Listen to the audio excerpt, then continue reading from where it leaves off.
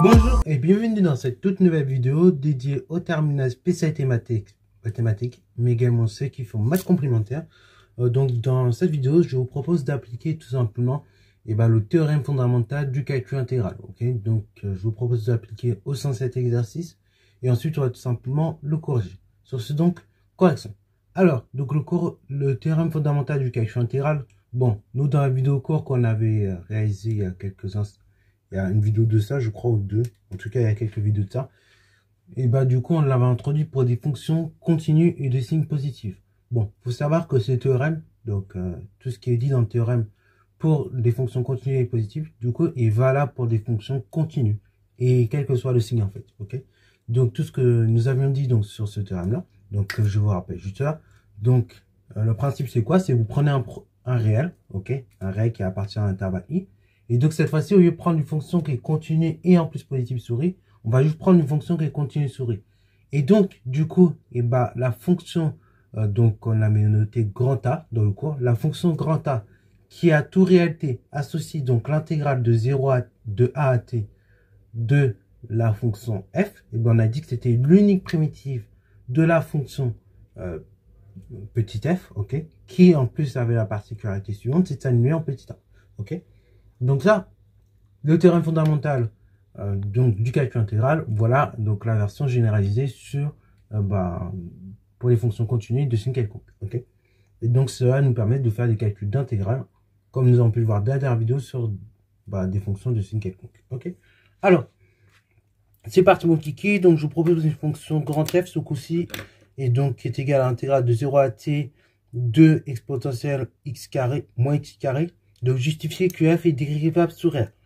Donc, première chose, pour justifier que la fonction est dérivable, tout simplement, déjà première chose, on peut dire que la fonction qui est associée à tout réel, donc on va dire à tout réel t exponentielle moins t carré, ça je dis que c'est tout simplement continu.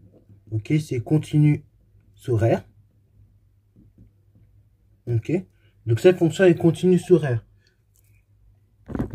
Et donc, qu'est-ce qu'il me dit mon théorème fondamental du calcul intégral? Et dans ce cas-là, il me dit quoi? Il me dit que la fonction, donc là c'est grand F, qui associe à tout réel x l'intégrale de 0, alors du coup à t, de exponentielle moins x carré. Donc du coup là, c'est la fonction qui a tout réel x associée exponentielle de moins x carré. Donc la fonction qui a tout réel x associée intégrale de 0 à t de exponentielle moins x carré, ça on dit que c'est l'unique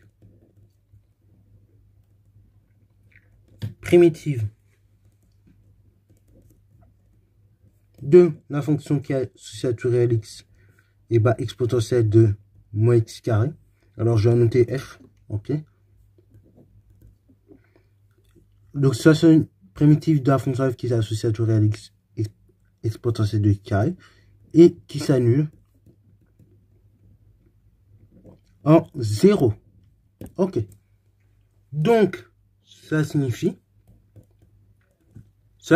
comme la fonction grand f, c'est une primitive de la fonction petit f qui est associée à tout réel x exponentielle de moins x carré, ça signifie que grand f est dérivable.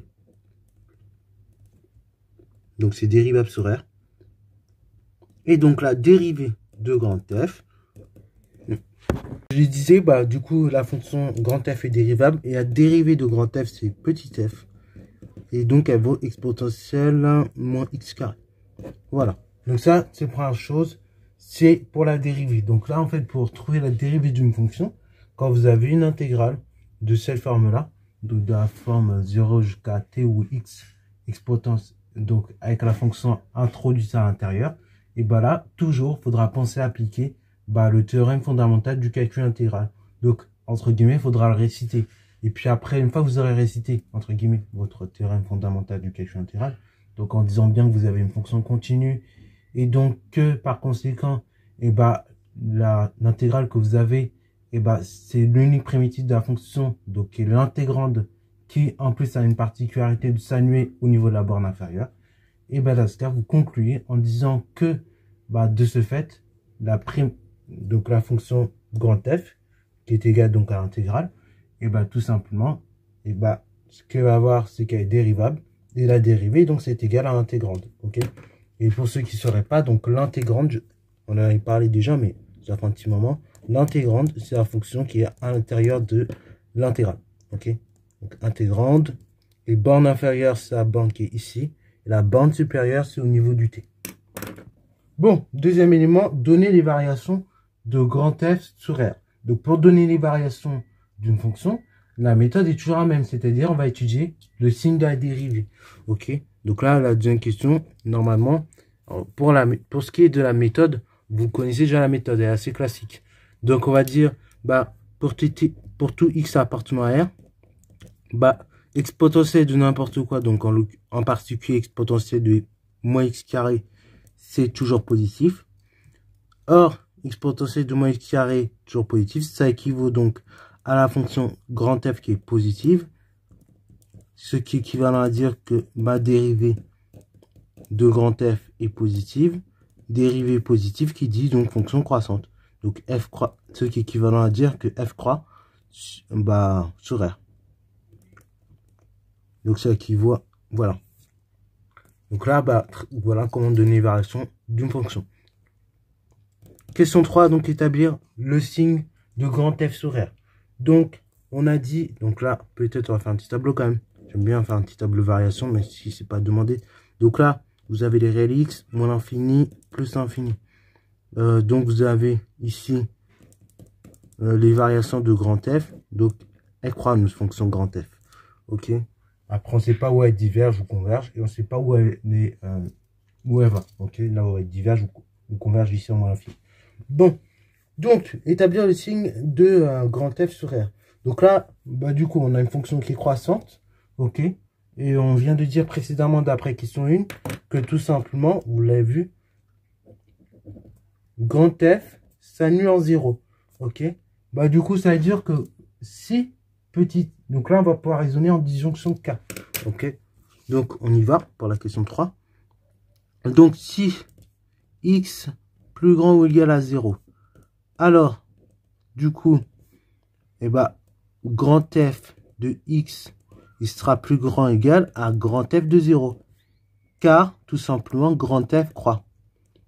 Et ça, c'est vrai d'après la question 2. Ensuite, donc, on a ça. Grand F de x plus petit que grand F de 0. Donc, par conséquent, c'est-à-dire que grand F de x plus grand ou égal à grand F de 0. Donc, on a dit que la grand F s'annule en 0. Donc, c'est-à-dire grand F de 0 égale 0. Donc, alors grand F de x plus grand que 0. Donc, en clair, grand F de x, si vous avez un réel x qui est plus grand ou égal à 0, bah, grand F de x est positif. OK. Maintenant, deuxième cas. Bah, si vous avez tout simplement x qui est inférieur ou bien égal à 0, ça signifie pareil, même argument que du coup grand F de x plus petit que grand F de 0. Ça, c'est toujours le même argument car grand F croît d'après 2. Donc j'oublie de préciser, mais elle croît sur R. Voilà, c'est pour ça que je peux appliquer dans les deux sens. Là, pareil, ça croît sur R, la fonction grand F. Donc alors, par conséquent, j'ai grand F de x qui est plus petit ou égal à grand F de 0. C'est-à-dire grand F de 0. Pardon. Qui est plus petit ou égal à 0. Ok. Après, une fois que j'ai établi ces deux résultats-là, bah, je peux résumer les résultats dans un tableau de signe. Vous avez moins l'infini, plus infini. L'annulation est en 0. Tac. Avant du coup, entre moins l'infini et 0, c'est négatif, on vient de le dire. Et après, entre 0 plus infini, c'est positif. Voilà, donc c'est tout pour cette troisième question. Et voilà, donc ça finit l'exercice. Donc, vous avez vu que cet exo, finalement, n'était pas bien compliqué. Donc, bah, quand dans un contrôle, on vous demande très souvent de étudier, de montrer qu'une fonction est dérivable, alors qu'on a des intégrales, d'étudier les variations d'une fonction alors qu'on a une intégrale, bon, très souvent, il faut penser donc théorème fondamental du calcul intégral. Ok, c'est très souvent la même technique qui revient, en tout cas en terminale. Voilà, donc c'est tout pour cette vidéo, j'espère que ça t'a plu. Si c'est le cas, n'hésitez pas à la liker, commenter et dans ce cas, on a